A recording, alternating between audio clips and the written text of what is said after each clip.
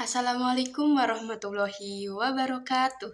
Yang saya hormati Bapak Eli Fardiansyah, SSY, MSI, Rifa, selaku dosen pengampu mata kuliah Makroekonomi Islam. Perkenalkan, nama saya Dede Herlina dengan NIM 55542300034. Di sini saya akan mempresentasikan tugas individu, yaitu mereview jurnal. Jurnal yang saya review yaitu judulnya Relevansi Model ISLM Keseimbangan Pasar Barang dan Pasar Uang dalam Islam. Penulisnya ada Johan Wahyu Wicaksono. Penerbitnya adalah Dinar atau Jurnal Prodi Ekonomi Syariah yang diterbitkan pada tahun 2020. Nah, daftar isi dari review jurnal saya kali ini, yang pertama ada pendahuluan, ada pembahasan, ada kelebihan, ada kekurangan, selanjutnya ada kontribusi akademik, dan yang terakhir ada kesimpulan. Kita masuk ke pendahuluan. Dalam konteks perekonomian Islam, keseimbangan antara pasar barang dan pasar uang merupakan hal yang sangat penting. Keseimbangan ini mencerminkan hubungan yang harmonis antara sektor real dan sektor moneter, yang pada gilirannya berkontribusi pada stabilitas ekonomi. Nah, awalnya sistem perekonomian pada masa awal Islam tergolong sederhana, tanpa adanya sistem perbankan modern dan penggunaan uang yang minim. Pada saat itu, kebijakan moneter tidak terlalu diperlukan karena transaksi lebih banyak dilakukan secara tunai. Uang hanya dipertukarkan untuk mendapatkan barang atau jasa yang memiliki nilai tambah bagi perekonomian. Praktik-praktik yang dilarang seperti riba dan judi membantu menjaga keseimbangan antara arus uang dan barang atau jasa. Pada masa Rasulullah SAW, permintaan uang hanya ada dua, yaitu untuk transaksi dan untuk berjaga-jaga. Di sini ada rumusnya, yaitu MD sama dengan MDTR plus MDPR. Nah, apabila MDPR ini turun, maka si MDTR akan naik. Meningkatnya permintaan uang untuk transaksi ini akan meningkatkan velositas daripada uang, atau simbol V akan menaik. Selanjutnya, dengan adanya kenaikan dari velositas ini, uang ini akan mengakibatkan meningkatnya harga bayar tangguh atau PT, atau bisa disebut dengan PO. Permintaan uang menurut M.A. Qoduri adalah representasi dari keseluruhan kebutuhan transaksi dalam sektor real.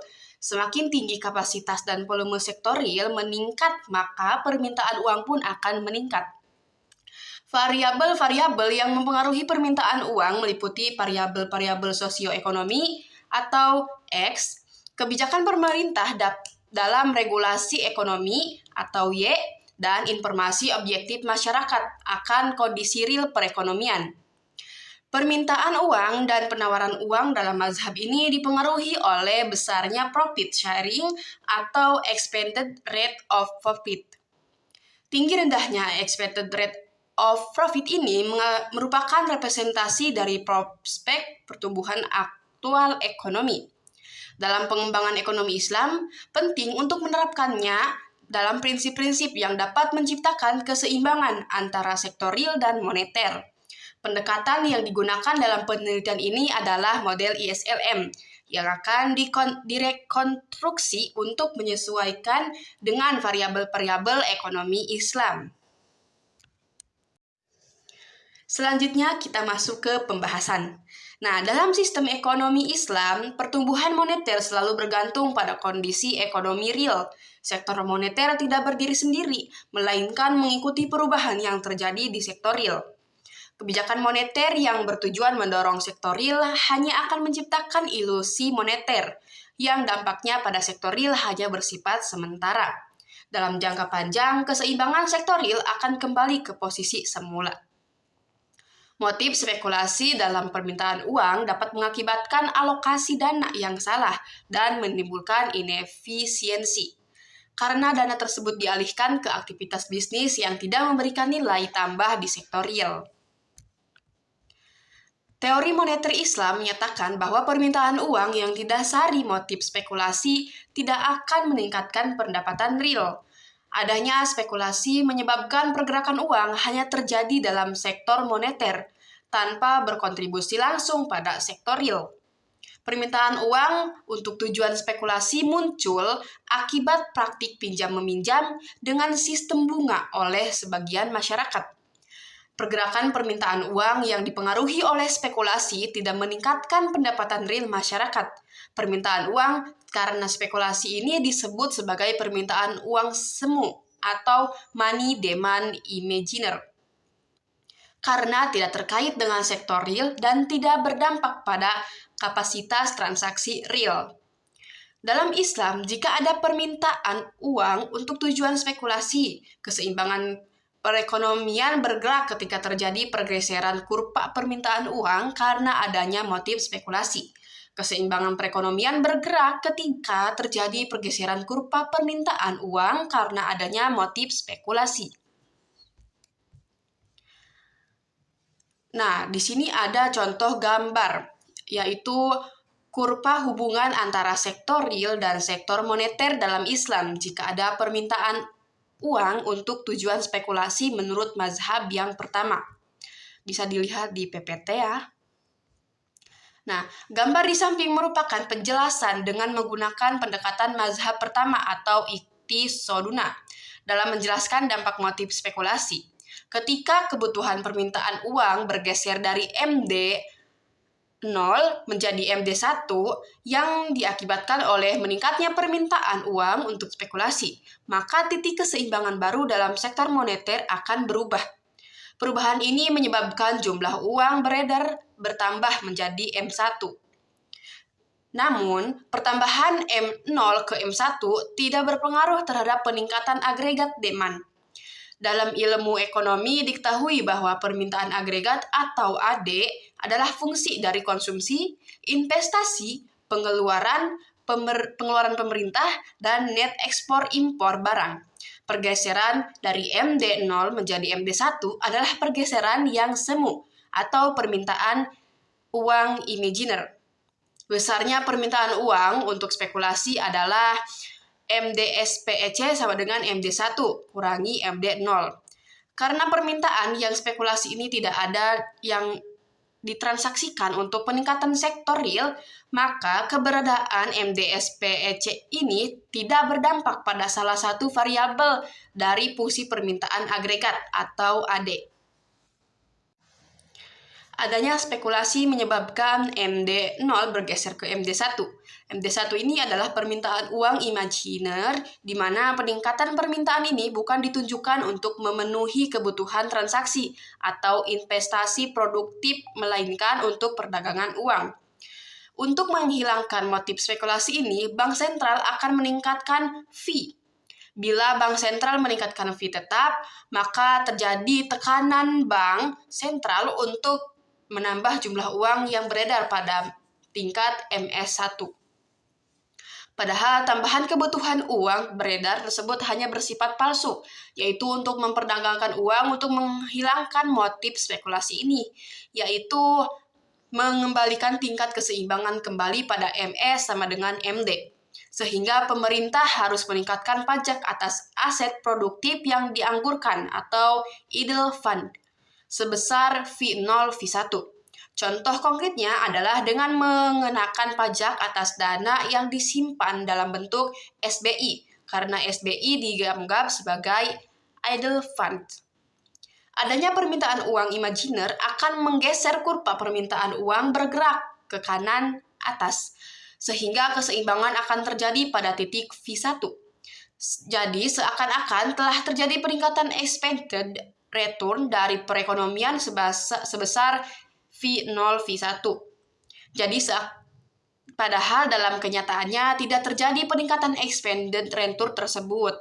Nah, hal ini dikarenakan tidak ada perubahan yang terjadi pada sektor real. Peningkatan expected return perekonomian sebesar V0 V1 hanyalah suatu ilusi. Semakin besar induced knowledge dari masyarakat, maka semakin cepat diketahui adanya ilusi tersebut. pelaku ekonomi segera menyadarinya dan keseimbangan kembali pada titik V0. Nah, dalam pandangan Islam, permintaan uang umumnya dibagi menjadi dua motif, yaitu motif transaksi dan motif berjaga-jaga. Semakin banyak uang yang idle, berarti permintaan uang untuk motif berjaga-jaga atau MD freak meningkat sebaliknya.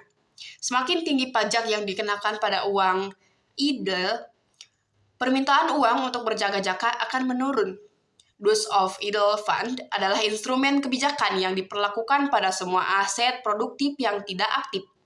Apabila permintaan uang yang ditunjukkan untuk berjaga-jaga meningkat atau MD freak naik, maka usaha yang dihasilkan pemerintah untuk mengembalikan permintaan uang atau MD pada titik keseimbangan atau equilibrium adalah dengan cara meningkatkan Dues of Idle Fund.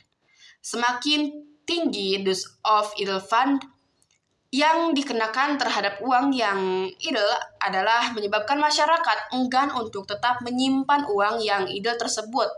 Konsekuensinya, masyarakat yang mempunyai uang idle akan secara sukarela mengalokasikan kekayaan pada investasi yang bersifat produktif. Instrumen Dues of Idle Fund dapat digunakan untuk meningkatkan permintaan agregat atau AD dan pertumbuhan pendapatan nasional dengan mendorong dana yang sebelumnya ditimbun ke sektor real, sehingga investasi meningkat. Hal ini menciptakan keseimbangan baru pada permintaan nasional yang lebih tinggi. Mazhab ini menganjurkan proses skurating, yaitu kebijakan moneter yang dirumuskan lebih tinggi. Mazhab ini menganjurkan proses skurating, yaitu kebijakan moneter yang dirumuskan melalui masyarakat dengan sektor real, sehingga kebijakan moneter dan sektor real selaras. Contoh dari proses di atas adalah jika terjadi peningkatan permintaan agregat atau dari AD1 ke AD2 sebagai akibat dari peningkatan pada tingkat konsumsi, tingkat investasi, net ekspor dan impor, dan tingkat pembelanjaan pemerintah, maka akan terjadi kenaikan permintaan uang di pasar uang.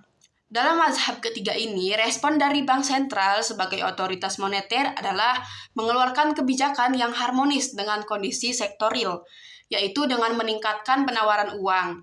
Jika kemudian terjadi lagi peningkatan permintaan uang, maka otoritas moneter akan merespon dengan hal yang sama, yaitu meningkatkan lagi penawaran uang atau MS. Dalam ekonomi berbasis bunga, interaksi tabungan dan investasi terjadi melalui permintaan dan penawaran modal dengan bunga sebagai harga. Keseimbangan antara tabungan nasional dan investasi tercapai pada tingkat bunga tertentu. Jika pendapatan nasional naik, tabungan meningkat, menciptakan kelebihan pasokan modal, yang menurunkan suku bunga hingga permintaan dan penawaran modal seimbang, digambarkan oleh kurva IS atau LS. Dalam ekonomi Islam yang tidak menggunakan bunga, keseimbangan pasar berbeda dari sistem konvensional, menggantikan bunga dengan tingkat keuntungan yang diharapkan atau fee. Investasi perusahaan dalam ekonomi Islam tergantung dari tingkat expected rate of profit atau keuntungan yang diharapkan atau fee, dan biaya atas aset yang kurang produktif atau dianggurkan. Makin tinggi keuntungan yang diharapkan dan makin besar biaya aset yang kurang produktif, maka semakin besar investasi yang dilaksanakan dan sebaliknya. Dalam ekonomi Islam atau tanpa bunga ini, permintaan dan penawaran modal dipengaruhi oleh tingkat keuntungan yang diharapkan atau expected rate of profit. Jika expected rate of profit naik, misalnya karena penurunan pajak, perusahaan akan meningkatkan investasi dan pemilik modal akan lebih terdorong untuk menanamkan bunga mereka atau tabungan mereka. Meski rasio bagi hasil tetap, meskipun keduanya positif, respon menawarkan modal terhadap perubahan ini lebih kecil dibandingkan permintaan karena tabungan lebih banyak dipengaruhi oleh pendapatan. Akibatnya, selisih antara tabungan dan investasi berkurang, meningkatkan permintaan agregat. Penawaran modal akan naik jika rasio bagi hasil meningkat, tetapi permintaan modal justru akan turun, hingga keduanya seimbang pada rasio tertentu. Hubungan ini digambarkan oleh kurva LS. Dalam analisis keseimbangan sektor real, Kondisi keseimbangan ekonomi digambarkan oleh kurva LS yang menghubungkan tingkat keuntungan yang diharapkan atau expected rate of profit dan pendapatan nasional atau Y, di mana pasar barang seimbang. Pergeseran dalam fungsi investasi atau tabungan akan menggeser kurva LS. Kenaikan biaya untuk aset yang menganggur mendorong permintaan investasi. Dalam ekonomi konvensional dan Islam, pendapatan dan bunga atau expected rate of profit akan mencapai keseimbangan di perpotongan kurva LS dan LM, menyeimbangkan pasar barang dan pasar uang. Ekonomi konvensional percaya bahwa mekanisme penyeimbang di setiap pasar akan selalu membawa pendapatan dan bunga menuju keseimbangan. Sedangkan dalam ekonomi Islam, pendapatan dan expected rate of profit juga akan mencapai tingkat keseimbangan serupa meskipun tanpa bunga. Dalam pandangan klasik, keseimbangan perekonomian dapat diukur melalui perhitungan kesempatan kerja, sedangkan menurut Keynesian, keseimbangan perekonomian dapat diukur melalui perpotongan antara pengeluaran aktual dan pengeluaran yang direncanakan atau perpaduan antara agregat ekspenditur dan total pendapatan yang diukur melalui tingkat output. Kedua model kemudian dikembangkan menjadi sebuah sistem dari keduanya. Kurva inilah yang disebut sebagai kurva ISLM.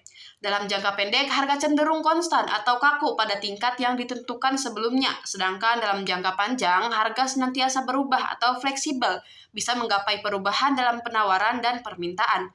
Nah, menurut Mankiw, model ISLM dirancang untuk menjelaskan perekonomian dalam jangka pendek ketika tingkat harga tetap.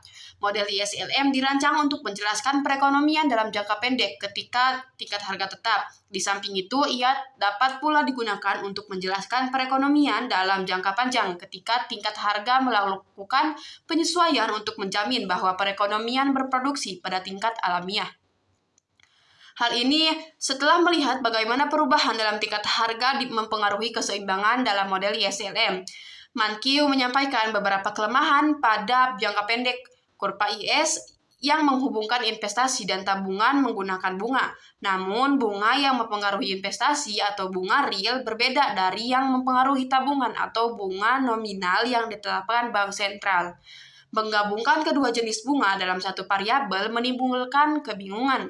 Jika diasumsikan tingkat bunga tidak dipengaruhi bunga, masalah ini tetap ada. Kurva IS merujuk pada investasi yang dipengaruhi bunga real, sementara kurva LM merujuk pada bunga nominal yang menurunkan permintaan uang saat naik.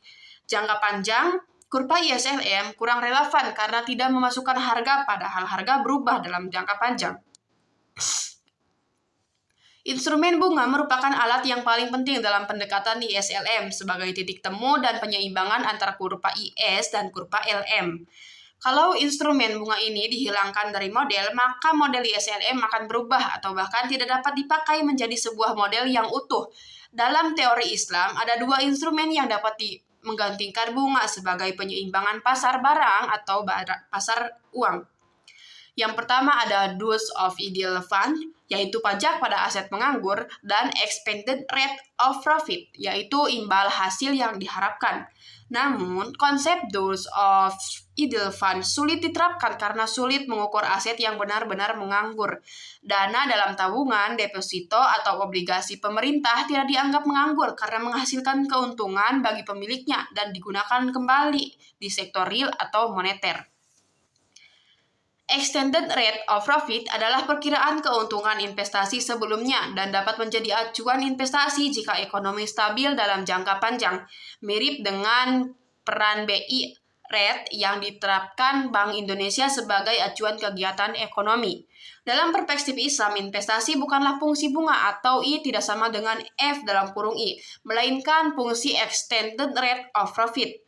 Instrumen Extended of Profit merupakan acuan untuk mendekatkan atau mengkompromikan antara real rate dan nominal rate. Penentuan Extended Rate of Profit oleh pengambilan kebijakan perekonomian bersifat nominal rate, akan tetapi nominal rate yang lebih mencerminkan real rate.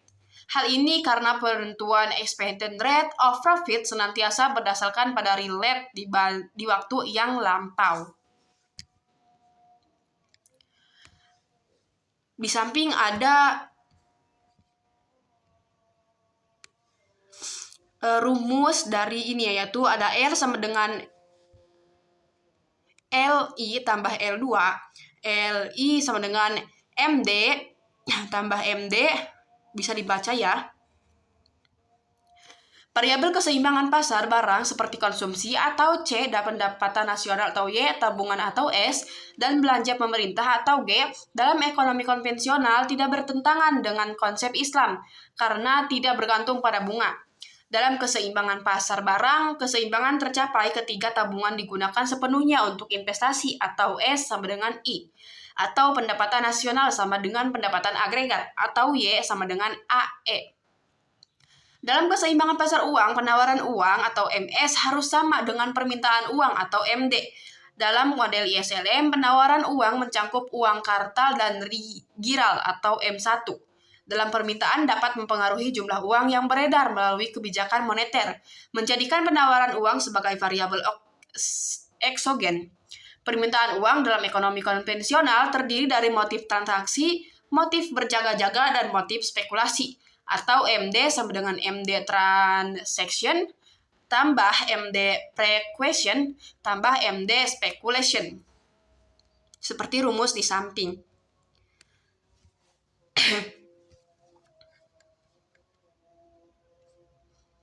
Teori permintaan uang klasik tercermin dalam teori kuantitas uang.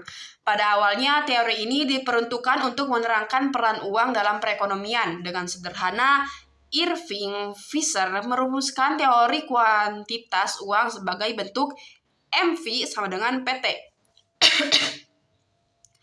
di mana M adalah jumlah uang, V adalah tingkat perputaran uang atau velocity, yakni beberapa kali suatu mata uang pindah tangan untuk transaksi dari satu orang kepada orang lain dalam satu periode tertentu, dan P adalah harga barang. Kemudian dalam versi lain, volume barang yang diperdagangkan atau T diganti dengan output real atau O, sehingga persamaan tersebut menjadi MV sama dengan PO sama dengan Y.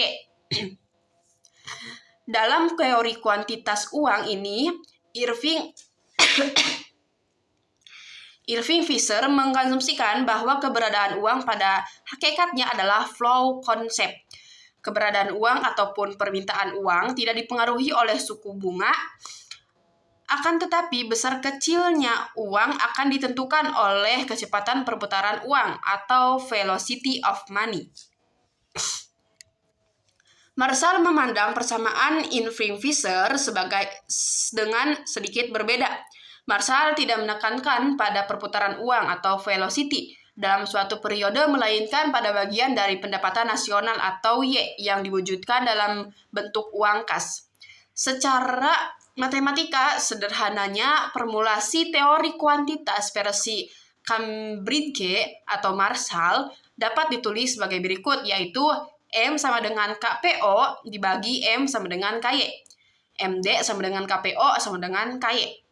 Di mana K adalah bagian dari pendapatan nasional yang diwujudkan dalam bentuk uang kas. Jadi besarnya sama dengan 1 bagi V. Marshall tidak menggunakan volume transaksi atau T sebagai alat pengukur jumlah output, tetapi diganti dengan Y untuk menggunakan GDP real. Permintaan uang dalam ekonomi klasik seperti yang dijelaskan oleh Marshall sejalan dengan permintaan uang dalam Islam, di mana keduanya tidak melibatkan bunga dan menggunakan variabel Y sebagai fungsi permintaan uang yang sepenuhnya digunakan untuk sektor real. Oleh karena itu, keseimbangan pasar uang mengikuti keseimbangan pasar barang. Dalam sistem berbasis bunga, pasar uang berkembang lebih cepat daripada sektor real yang dapat menyebabkan gelembung ekonomi. Dalam teori endogenus Islam, uang dianggap sebagai representasi dari volume transaksi di sektor real. Teori ini menghubungkan pertumbuhan uang di sektor moneter dengan pertumbuhan nilai tambah di sektor real, menunjukkan bahwa nilai uang mencerminkan perubahan di sektor real. Di bawah ini adalah analisis keseimbangan pasar barang dan pasar uang secara Islam dengan menunjukkan data makroekonomi di Indonesia.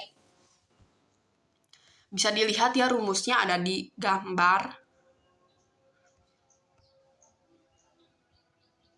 Dalam menentukan keseimbangan pasar barang dan pasar uang, keseimbangan di pasar barang dicapai apabila pendapatan nasional sama dengan permintaan agregat atau Y sama dengan AE. Dengan demikian, keseimbangan di pasar barang dapat dinyatakan dengan persamaan sebagai berikut, yaitu Y sama dengan C tambah I tambah G, atau asumsi analisis untuk perekonomian tertutup. Y sama dengan CO tambah BYD tambah 10 tambah AVI tambah GO, yaitu keseimbangan di pasar uang dicapai apabila MS sama dengan MD. Seperti telah dijelaskan di atas, dalam Islam, instrumen bunga dihapuskan, sehingga motif spekulasi yang merupakan fungsi dari tingkat bunga juga tidak berlaku. Motif yang berlaku untuk memegang uang adalah untuk transaksi atau berjaga-jaga. Dengan demikian, money supply akan selalu sama dengan money demand. MS sama dengan MD sama dengan KY. Dalam keseimbangan SLM, kurva IS berpotong dengan kurva LM. Fungsi IS dan fungsi LM yang dimisalkan di atas adalah fungsi yang berbentuk garis lurus. Dalam suatu fungsi garis lurus ini diperlukan informasi mengenai kedudukan dua titik pada fungsi tersebut untuk membentuknya.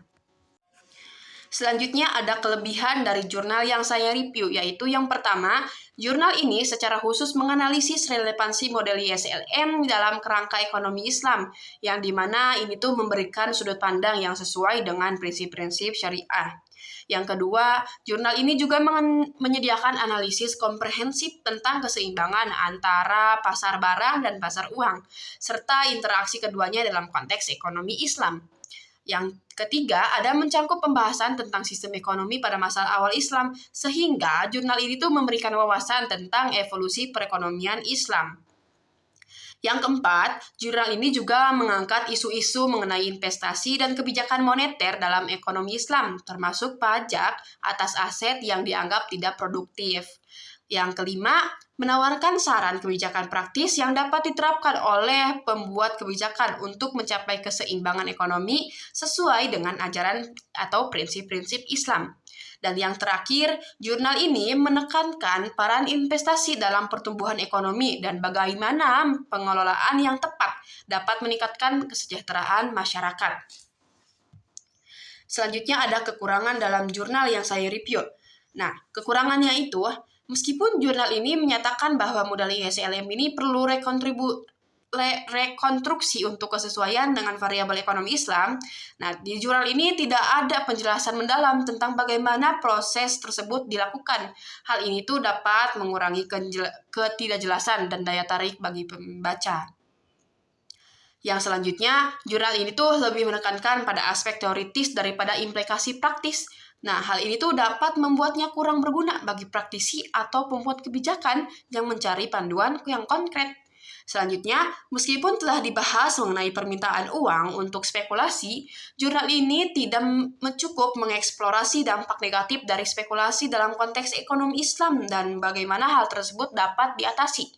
Yang selanjutnya, meskipun di jurnal ini terdapat pembahasan mengenai kebijakan moneter, tetapi jurnal ini tidak memberikan rekomendasi kebijakan yang cukup rinci untuk penerapan dalam konteks yang nyata. Selanjutnya, jurnal ini tidak dapat mempertimbangkan perbedaan dalam pendekatan ekonomi Islam di berbagai mazhab yang dapat menghasilkan interpretasi dan implementasi model yang berbeda. Selanjutnya ada kontribusi akademik. Jurnal ini memberikan kontribusi terhadap pengembangan teori ekonomi Islam dalam mengadaptasi model ISLM yang merupakan salah satu model fundamental dalam ekonomi konvensional. Selanjutnya, jurnal ini melalui pembahasan tentang sistem ekonomi pada masa awal Islam, jurnal ini dapat menyumbangkan pemahaman tentang bagaimana prinsip-prinsip ekonomi Islam telah berkembang dan relevansinya dalam konteks modern saat ini. Selanjutnya, jurnal ini mengangkat isu-isu terkini dalam ekonomi Islam seperti pajak atas aset yang tidak produktif dan optimalisasi investasi yang relevan dengan tantangan ekonomi saat ini. Selanjutnya, jurnal ini juga merekomendasi kebijakan yang diusulkan dalam jurnal ini memberikan kontribusi praktis bagi pembuat kebijakan dan institusi keuangan dalam merancang strategi yang sesuai dengan nilai-nilai Islam. Dan yang terakhir, Dengan menyebarluaskan hasil penelitian dan analisis, jurnal ini berkontribusi pada peningkatan kesadaran dan pemahaman tentang ekonomi syariah di kalangan akademisi dan praktisi. Yang selanjutnya atau yang terakhir ada kesimpulan. Jurnal ini menyimpulkan bahwa model ISLM tetap relevan untuk dianalisis keseimbangannya pada pasar barang dan pasar uang dalam ekonomi Islam. Keseimbangan antara sektor real dan moneter sangat penting untuk stabilitas ekonomi, di mana investasi harus dioptimalkan untuk pertumbuhan yang berkelanjutan. Selain itu, permintaan uang harus diarahkan untuk transaksi dan investasi produktif, bukan spekulasi. Kebijakan moneter yang diambil perlu didasarkan pada musyawarah dengan sektor real, serta menegaskan larangan praktik riba dan spekulasi untuk memastikan alokasi sumber daya yang efisien dan integritas sistem keuangan. Di sini ada daftar pustaka, bisa dilihat dan dibaca. Cukup sekian presentasi dari saya, kurang dan lebihnya mohon maaf. Wabillahi taufiq wal hidayah. Wassalamualaikum warahmatullahi wabarakatuh.